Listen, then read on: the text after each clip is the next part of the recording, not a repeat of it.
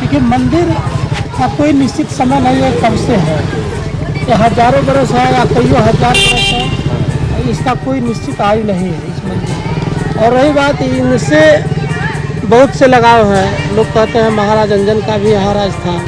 तथागत बुद्ध की माता जो है महामाया, यही तथागत बुद्ध को जन्म दिया था, इसलिए उनका नाम कष्ट से उत्तीर्ण हुई थी, यानी प्रसव पीड़ा से उनको मुक्ति मिली थी। इसलिए लोग बताते हैं कि इसका नाम कष्टहरा पड़ा है। कष्टहरा, हाँ कष्टहरा से भी हाँ, ये बताते हैं सब कि जो उनका राज जो है कपिल वस्तु से लुम्बिनी जा रही थी तो रास्ते में पड़ता है।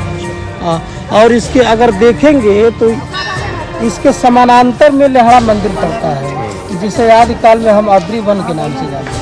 और यहाँ का इतिहास जो है आल्हा रुदल से भी जुड़ा है। लोग बताते हैं कि पांडव भी यहाँ आए थे अज्ञातवास के समय में। तो यहाँ का इतिहास जो है बहुत कुछ से शिव जी बहुत इतिहास से जुड़ के हैं। लगभग आज के 70 वर्ष पूर्व ये बन ही था, सब बन था। वहाँ एक कटहरा पूरा जो है ये सब बन ही था। लेकिन इसके बाद जब ये यहाँ के जमींदार जो थे अफजल बाबू, जब उन्होंने वन का निगम किया, वन कटना शुरू किया, तो ये देखा गया कि इसमें ये जो भोलेनाथ का लिंग है उसी तरह से था, ये ऊपर पूरा गिरा हुआ था। बाद में इसको जो है वन विभाग देखा और तो इसको छोटा सा छज्जा डलवाया। बाद में जो है गांव के सहयोग से बागा पार अन्य 2-4 गांव से, महाराजगंज से या जो भी श्रद्धालु दूर दराज से आए, पैसे दिए और जो है भव्य मंदिर का निर्माण हुआ। फिर जो है सन 2018 में पर्यटन विभाग ने दिया तो इंटरलॉकिंग हुआ। और फिर जो है ब्लॉक से मिला तो पोखरे का सुंदरीकरण, और पर्यटन विभाग से धर्मशाला का भी निर्माण हो रहा है। अच्छा प्रधान जी, ये मंदिर यहाँ 2 है। हाँ, अब 2 शिवलिंग है। हाँ, इसका क्या?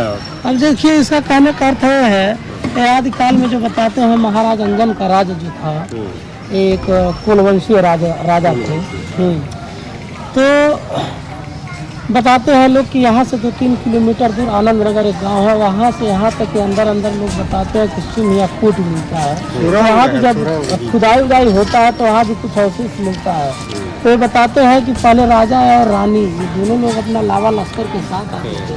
राजा भी आते थे तो अपना बाजा गाजे के साथ 2000 जनता लेके आते थे, और रानी लोग भी आती थी भोलेनाथ के दरबार में तो अपना सखी सहेली 2-4 सौ लेके आते थे। तो इन दोनों लोगों को अपना पूजा पद्धति का जो है अलग अलग व्यवस्था था। महाराजा जो है पश्चिम वाले बड़े मंदिर पर करते थे और महारानी जो है पूरब वाले मंदिर पर करते। बाकी ये कोई नहीं है कि पार्वती जी का प्रतीक है, शिव जी का, दोनों शिव जी ही। बस ये रह गई व्यवस्था के अनुसार राजा लोग थे अपना रानी के लिए अलग व्यवस्था बनाए, राजा के लिए अलग व्यवस्था। इसका इतिहास कब से है, सनातन पुरातन से है। उसके नक्काशी का जो है लिखावट भी समझ में नहीं आता है। अरे वो हम लोग पुरानी बात, दीवार इतनी चौड़ी थी और अष्टकोण में था, उसी पर एक बेल का पेड़ था और एक महुआ था। आप महाराज जी कब से है यहाँ? अभी तो 2 साल हुआ। 2 साल हुआ। अब ये जान लीजिए कि इसकी लिपि जो है लिखावट है, या तो संस्कृत या पाली से पुरानी होगी, या उस समय जो ग्रामीण भाषा चलता होगा। मान लीजिए जिस तरह से आज क्षेत्रीय भाषाएं हैं, भले ही हिंदी राष्ट्रीय भाषा है, उस समय हाँ उस समय मान लीजिए प्राचीनतम भाषा संस्कृत थी, लेकिन हो सकता है क्षेत्रीय भाषा प्रदेशीय भाषा अपना रही होगी, तो उस हिसाब से यहाँ हो सकता है प्रदेशीय या क्षेत्रीय भाषा में लिखा गया हो, ये बात है। या उससे भी पुरातन हो तो भाई हम तो बता नहीं सकते। अब ये भोलेनाथ की वस्तु है, भोलेनाथ ही जाने।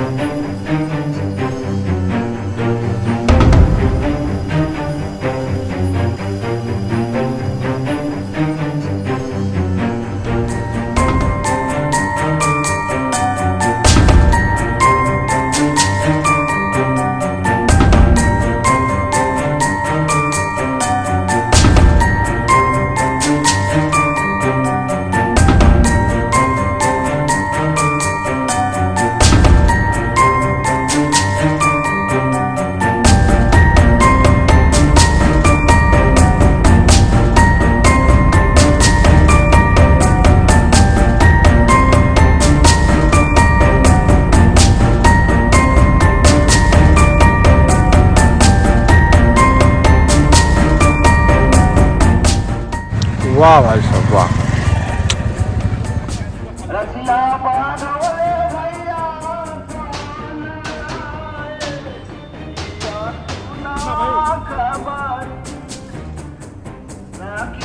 खबर